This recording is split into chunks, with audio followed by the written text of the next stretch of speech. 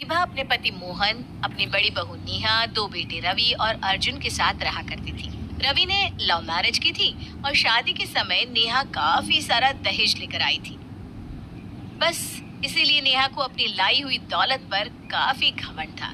ऐसे ही एक दिन, हाँ बहू, जरा पैर तो दबा दे, बहुत दर्द हो रहा है पैरों में। माफ करना माँ जी, पर मैं यहाँ नौकरानी बनकर नहीं आई जो मैं पैर दबाऊं।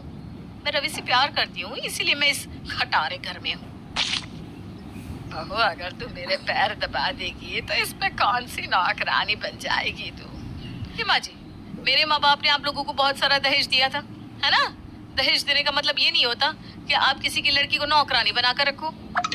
अरे बहू, तो दहेज देने का ये मतलब भी नहीं होता कि तुम अपने सिर पर अत्याचार करो और हर समय उन्हें ताने देती फिरो। बस माँ जी, बहुत बोली आपने।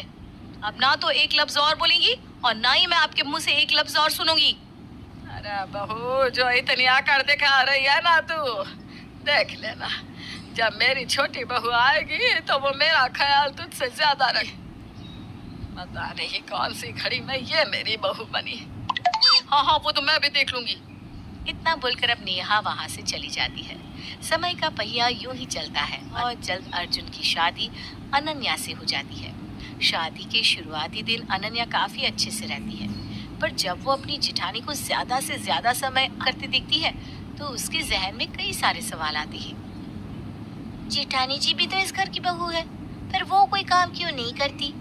मैं यहाँ कोई नौकरानी बनकर थोड़ी ना आई हूँ। शाम का खाना मैं जिठानी जी को कहूँगी बनाने के लिए। शाम को अनन्या बाहर हॉल में बैठी मैगी खाते हुए टीवी देख रही थी। तभी मोहन वहाँ आता है और अनन्या से कहता है, शाम हो रही है, जरा चाय तो बना दो। पापा जी, अभी मैं मैगी खा रही हूँ, थोड़ी देर बाद चाय पी लेना। और अगर आपको अभी ही चाय चाहिए जी, जिठानी जी के पास चले जाइए, उनसे कह दीजिए, वो आपको चाय बना कर दे देंगी। अनन्या की बात सुनकर नेहा बाहर आती है और गुस्से में कहती है, क्यों? जिठानी जी ही क्यों बनाए? तुम भी तो अपने आप को जरा सा हिला लो, बस हर समय ठूसती जो रहती हो। हाँ, तो मैं आपका खाना नहीं खा रही हूँ, अपने पति का खाना खा रही हूँ, और जब मेरा मन होगा तब खाऊंगी।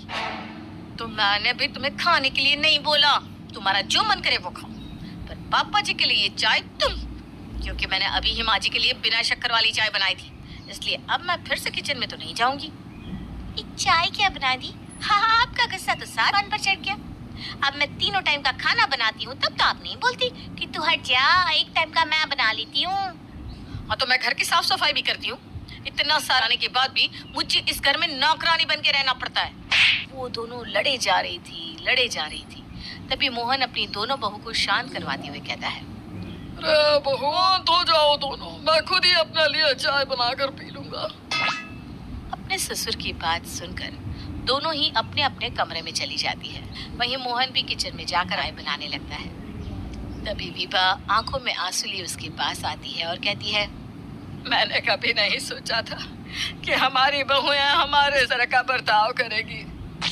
कोई बात नहीं विभा, घर का मामला है, हो जाता है कभी कभी मतभेद।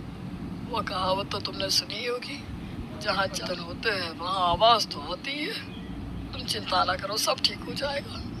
मोहन की बात सुनकर विभा मोहन के गले लग जाती है, पर नेहा और अनन्या के बीच का मतभेद इतना बढ़ जाता है, वो दोनों एक दूसरे को देखना भी पसंद नहीं करते। समय यूं ही बीतता है और बीतते समय के साथ अब दोनों देवरानी जिठानी बंटवारे का फैसला कर लेती है। माँ जी, अब हम नहीं रह सकते, ये रोज रोज के कलेश से तो अच्छा है कि अब हमारा बंटवारा हो जाए।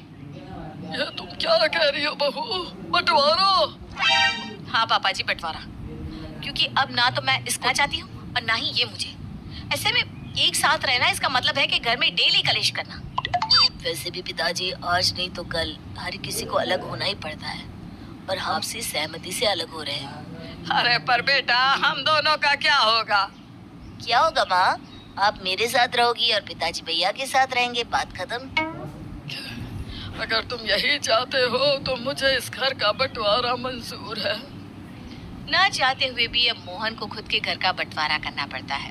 का आधा हिस्सा अब अर्जुन के पास था और आधा हिस्सा रवि के पास। घर में एक लाइन खींच दी जाती है। रसोई का सामान बराबर 2 हिस्सों में बांट दिया जाता है। यहाँ तक कि और विभा को भी उस बंटवारे की अग्नि में जलना पड़ता है। समय गुजरता है और ऐसे ही एक रात अनन्या अपने पति के साथ अपने कमरे में बैठी बातें कर रही थी। अर्जुन जी, आप भी ना माँ को मेरे पल्ले बांध दिया। अरे पापा जी को लेते तो कम से कम उनकी पेंशन तो हमारे हाथ आती, लेकिन नहीं, तुम्हें तो अपनी माँ से ही ज्यादा प्यार है।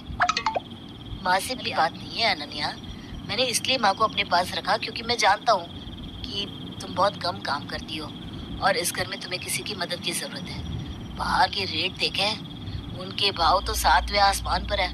बाहर की नौकरानी रखने से तो अच्छा है ना कि तुम माँ से ही सेवा करवा लो। जहाँ अनन्या और अर्जुन आपस में रहे थे तो वहीं दूसरी तरफ नेहा रवि से कहती है, रवि तुम्हें माँ को अपने साथ रखना चाहिए था ना।